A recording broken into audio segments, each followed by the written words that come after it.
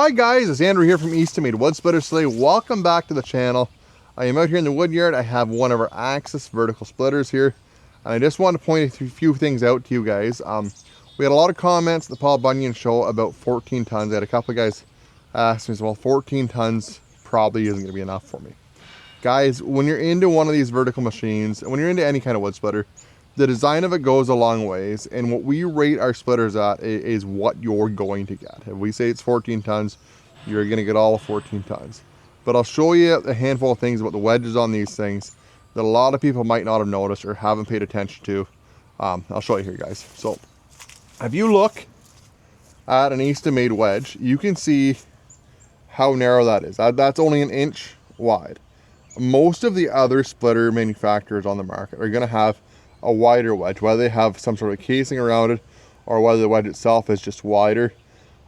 So there's a handful of things that happen with that, guys. When you have a wider wedge, you have to take, so say you're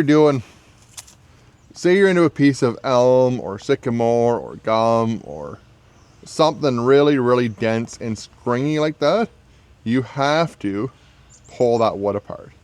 With a thin blade like this, all it does is it cuts through it. It's just going to slice through that particular piece of wood. Are you going to stop this machine? Of course, guys, you're going to be able to do that. For the most part, if you use your head when you're doing this, you can work around a lot of the bad spots. That is the nice thing about having a vertical splitter, is you can do that. It gives you that flexibility. The other thing to notice with a thinner wedge like this on a vertical splitter is when that piece of wood, when that wedge comes down and it splits, it's not that you have a wide wedge where both those pieces go like that, really wide, and then you end up having one fall this way and one fall this way. With that thin wedge, it eliminates a lot of that, or makes it a whole lot easier that when you split, the piece of wood stands upright. It doesn't want to fall over on you like a lot of the other machines. I'm not saying the other machines are bad, but a thinner wedge is definitely going to help with that. And you'll see when these things operate how quick they are. With 14 tons, it's not a big cylinder. It doesn't take a lot of oil to fill that up. If you have a cylinder with less tonnage, it's going to be significantly quicker with a given pump flow.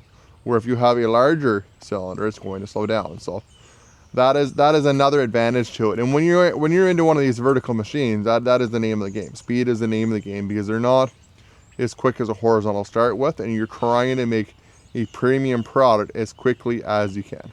Anyways, guys, if you liked the video, give her a thumbs up, hit the subscribe button at the bottom. See you on the next one.